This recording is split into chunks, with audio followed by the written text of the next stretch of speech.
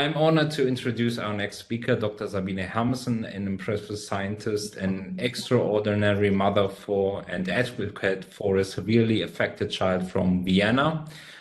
While medical research is crucial for us, it is equally important to relentlessly raise awareness about the struggles of those affected by ME/CFS. Often these individuals can no longer speak for themselves and rely on their family and friends to share their stories. But these stories touch us deeply, evoke empathy, foster understanding, and bolster our lobbying efforts at Miromir Arts. Now I hand over to Dr. Sabine Hermesen and wish you all an inspiring presentation. Please feel free to post and upvote your questions for the speaker, which we will address in a 7 to 10 minute Q&A session following her 20-minute presentation. And now, without further ado, welcome Dr. Sabine Hermesen. Thank you, Martin. So I'm hoping you're seeing my black screen. It is black on purpose, it's not a mistake. And I would like to ask you to please take a moment and look closely and intently. Please look whether you can make out anything in the dark. What can you make out? Maybe you can discern the outlines of a person. It is a young woman. It is our daughter Mila, who has been suffering from very severe ME, or maybe it's more appropriate to actually say extremely severe ME, and has been lying in exactly this position for the past 3.5 years. Now, why this black screen? People with extremely severe ME often suffer from hypersensitivity to light, and this forces them to a life in complete darkness. But the darkness is also symbolic. It stands for the absence and invisibility of people with very severe ME. They are, for the most part, hidden from the public eye. They are too ill to go to a hospital, which means, of course, that most medical doctors have never come across someone so severely ill. And they're almost always excluded from research. In this talk, I want to make the most severely affected as visible as possible and amplify their voices. Now, this will at times require a change of pace and slowing down, so please bear with me. I asked on Twitter, what is it like to live with very severe ME? Tobias is German. He's suffering from ME since 2010 and has been very severe since 2021. Tobias kindly sent me a voice message with his answer. I'm going to play it. He can only whisper, so you might need to increase your volume, and I hope you hear the tone. Hallo, mein Name ist Tobias. Ich bin seit 2010 an ME/CFS erkrankt und seit 2021 schwerst betroffen. Ich kann nur auf meinem Rücken liegen. Auch mit Hilfe kann ich nicht sitzen. Ich ertrage die Anwesenheit fremder Menschen in meinem Raum nicht und muss mich an jede neue Pflegeperson lange gewöhnen. Ich liege in absoluter Dunkelheit und bin vollkommen einsam und leide unter schwersten Symptomen von Schmerzen bis Sehstörungen,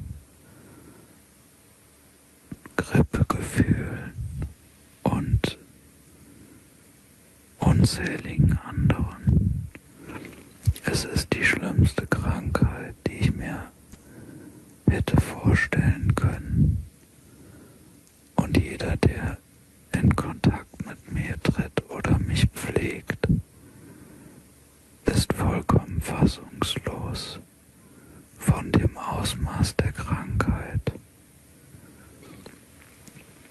Ich kann nur wenig flüstern und habe diese Sprachnachricht unter größter Mühe aufgenommen. Vielen Dank für jede Unterstützung.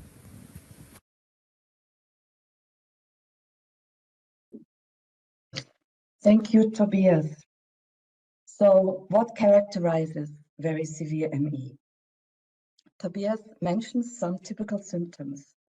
I want to focus on profound weakness. Tobias says he is too weak to sit, even with assistance.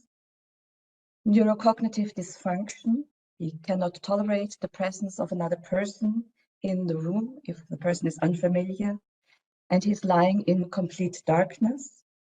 Pain, and a fourth symptom, which you can infer from his photo, severe gastrointestinal problems. Of course, more symptoms could be added, but these four are typical and have profound impact on people's lives. So let's zoom into each one of them. The weakness of people with very severe ME goes beyond what most people can imagine. People with severe ME are profoundly, unimaginably weak. They are often too weak to hold a cup, to brush their teeth, lift an arm, to turn over in bed, and sometimes even to speak. When our daughter Mila deteriorated to very severe ME after another infection, almost from one day to the next, she was no longer able to hold a cup or to brush her teeth. Now, when you experience how rapidly this can happen, then it is very clear that this profound weakness has nothing, absolutely nothing to do with deconditioning. It is hard to overestimate the impact of this profound weakness. Just imagine being too weak to lift your arm. How terrifying this must be. For this talk, I asked on Twitter, what would you, as a person with severe ME or a carer, like the public to know? And here are some of the statements that I received that refer to weakness. People describe it as terrifying, as feeling crushed and chained, trapped, helpless, terrified.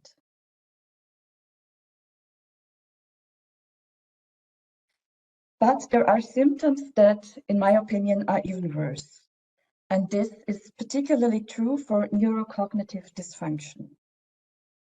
Neurocognitive dysfunction means, on the one hand, hypersensitivity to light, sound, touch, and smell. And on the other hand, cognitive dysfunction means a kind of hypersensitivity to any mental exertion, such as difficulty to process language, whether it be written or spoken. Neurocognitive dysfunction has extreme consequences on people's living conditions. It entails having to live a life under brutal conditions, in isolation, hidden away in a dark and quiet room. It often entails not being able to read, write, or listen to music, not being able to tolerate the presence of another person in the room or to have a conversation. And this, of course, means profound loneliness. Anil van der Zee is a ballet dancer living in the Netherlands and has been suffering from very severe ME for years. Just a few days ago, Anil made a brilliant new short film on his experience. Some of you will have seen the film yesterday. Today, I would like to play just a minute of it because it captures exquisitely the impact of hypersensitivity.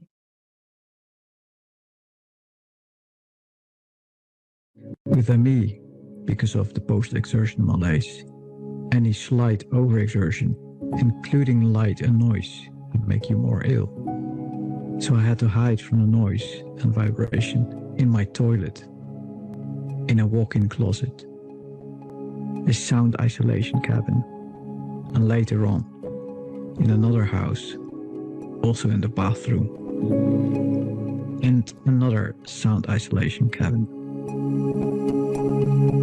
Additionally, I used earplugs and construction worker headphones, sunglasses when the light was too bright, and a face mask for the air in the toilet and the bathroom. Every opening of my face would be covered.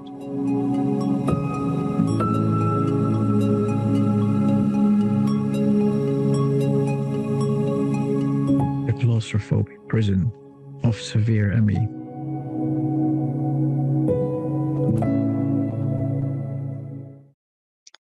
Thank you, Anil. There are, however, other consequences of neurocognitive dysfunction. Neurocognitive dysfunction, and in particular the hypersensitivity, make it virtually impossible to go to a hospital.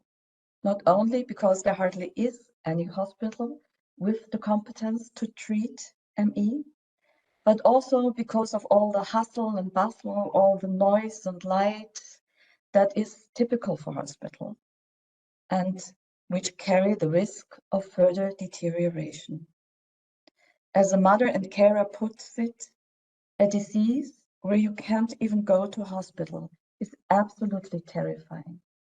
The stress this causes is unimaginable. Pain. People with very severe ME are often dealing with pain, often severe, often constant. Like with other symptoms, I think that language is often too weak to express the impact of severe pain on people's lives and the immense suffering that it causes. Art does a much better job. Such as this installation by Matthias Mollner, an Austrian artist, whose partner, Judith Schlossberg, is very severely affected. And Judith often deals with what she calls a neurological terrorist.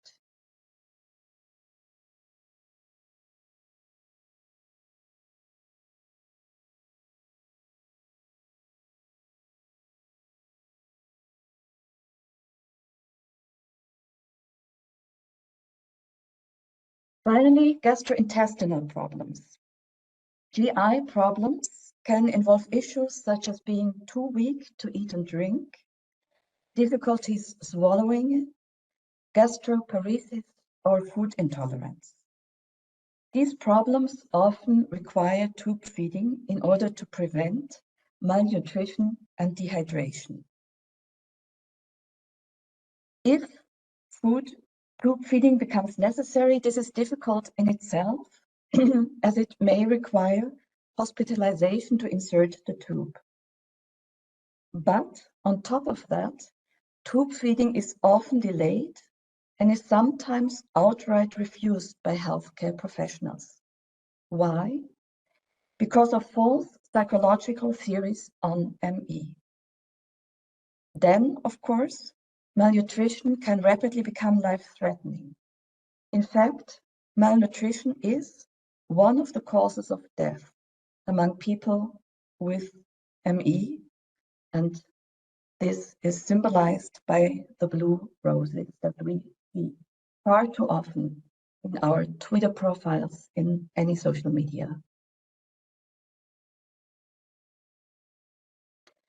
So much suffering. Sophia, another young woman suffering from very severe ME in the UK, often whispers these three words to her mother: so much suffering. What causes this suffering is, of course, the extreme severity of the illness. Ron Davis, the father of Whitney Dafoe, is often quoted saying about the most severely affected, "They are similar to a critically ill patient 24 hours before they die, except they live like that for years and years. But there is also a lot that aggravates this suffering, such as the lack of medical knowledge on ME among healthcare professionals, lack of medical care, psychosomatic misinterpretation on ME, which has done immense harm, medical gaslighting, marginalization, and stigma. Therefore, I would like to end with a message by our daughter Mila. We recorded this message 2 years ago at a time when Mila was already too weak to speak, but she was still able at that time to tolerate us speaking a few words.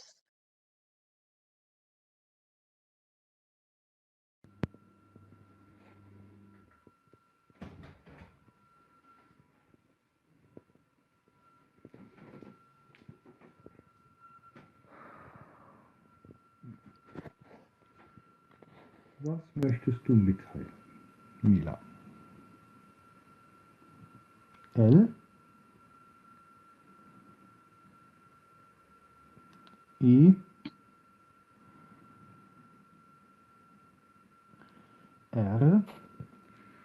Wort, Deutsch,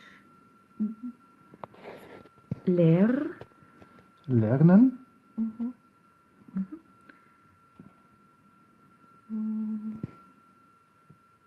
S, U? R? Sur? S-U-R? Deutsch, Englisch, Abkürzung, Name, Sur, also in Französisch?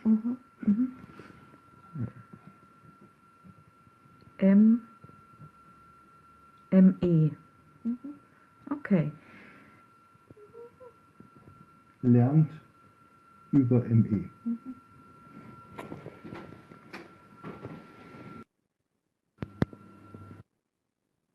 Learn about ME. Please do. Thank you very much to Unite to Fight to provide this wonderful opportunity for learning. Thank you.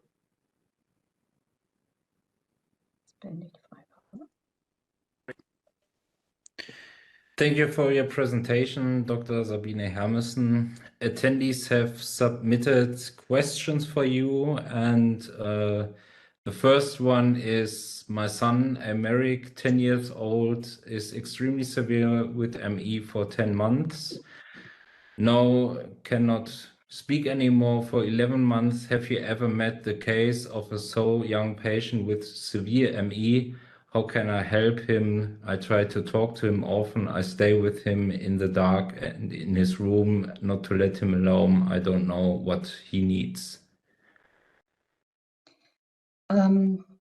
Well, as a disclaimer, I'm a caregiver. I'm not a medical doctor. So I'm just that you know my background. Yes, I know about other children who are so severely ill. 10 is very young. Usually people become ill like between 10 and 20 or between 30 and 40. So 10 is very young, but it does happen. And one of the huge problems that we're dealing with is that we still have very, very few pediatricians who are focusing on ME in children. There is, of course, Nigel Speight in the UK. We now have a first few in Austria, but I would say that with children, it is even more difficult to find somebody who can focus on the illness. If, I don't know, was it a father or a mother, would like to reach out to me, please do. I'm very happy to try to help. Maybe I could give some advice that is more helpful in a direct conversation. Okay, thank you. And because the time is running out, I think here's a very interesting question. Why has her condition worsened? Was there a crash that triggered it, or was it slowly deteriorating process? Mhm. There was some deteriorating process during the first 1.5, 2 years, but she was still moderate. But then she caught another infection, apparently an Epstein-Barr infection, and then it really happened within. I mean, you could just watch it happen. Within 1-2 weeks, she was just completely deteriorating very, very quickly. Which Okay. is one of the reasons why I'm saying there is no way this could be due to deconditioning. Okay, and the last question, and please give us a very short answer. I know you can't answer it medical wise, but from your perspective, is very severe biologically likely a distinct entity, or is the maximum deterioration of the same disease process present also in milder ME cases? I find it hard to answer that question. I think that is really more for medical personnel. Okay, so Martin, very quickly, we have time till 10:40, so no rush. You can have a more question if you feel great. free to. Sorry, just quick heads up. Okay, great. Sabine, did you ever find out Mila's physiological damage, and if so, what they are? What would that be? The damage? I'm trying to think what that would entail, physiological damage. For example, muscle damage or something. Yeah. What is surprising to me is that she has no muscle atrophies whatsoever. Her limbs look completely normal. Of course, she has some issues from being not mobile for such a long time, for 3.5 years. For example, I was talking about she was too ill, too weak to lift her hands for about a year. And that slowly improved. The weakness improved. And then she became able again to lift her hands. But of course, resting your arms so long in this position has caused some damage. That there was stiffness in the muscles, in the joints. But this is something that we were able to tackle through extremely cautious physical therapy. So by now, we have reached a point where she is back able to reach her face. It is still difficult because of the weakness, but she's not prohibited from doing so because of stiffness or her muscles. Okay, and then a question I think many people who are new to this illness drives crazy is, does it get a little better with pacing? When someone is so severely ill,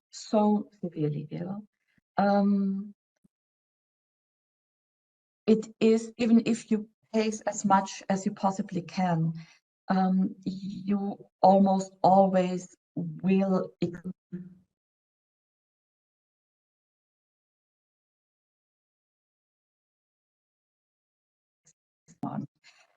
So for the most severely affected, avoiding post-exertional malaise is of course a huge aim, but is also hardly possible. But it is a huge aim, and I am sure that the very slight improvements she had for some symptoms, other symptoms she had a decline. would not have happened if she hadn't paced so extremely diligently. Okay, thank you. What do we collectively do to help? Are there support networks to caregivers of very severe ME patients? Do you know of any? There are some groups on Facebook for parents and caregivers in the UK, and also in the United States. But there is little so far, and I often find myself in the situation that someone approaches me and I can give some first advice, but it would need more people who are willing to share their experience and to help others. When Mila became first, it happened completely rapidly. We were completely on our own. We had no medical advice. We asked for palliative care, which we got to a little extent, but then that was declined as well because people said she's not immediately dying. And what really was a lifesaver for us was that we were able to reach out to other families around the globe, in the United States, in Norway, in other places. And I wish there were more people available. And if you are a caregiver, and if you are able to have somebody reach out just in the very first moments when it gets so hard, please connect with me. I'm very happy to bring people together. And now, a very personal question: how do you manage to live your own life? Is there any left? Frankly, I wonder myself sometimes. I don't know. We do it one day at a time, caring for Mila, working, advocating. It would reduce a lot of stress if we didn't have to advocate for the illness for really hours each day on top of caring. And I'm hoping that also this conference is a step forward for more understanding and medical knowledge. Okay, I think we come to the end. There are so many things I couldn't read because these are no questions, but I wanted to know you that there is much love and much support for you and your daughter, and best wishes from the whole community. And yeah, once again, thank you, Dr. Hermesen, for your presentation, and to the attendees who submitted questions. Thank you very much from Germany. Bye-bye.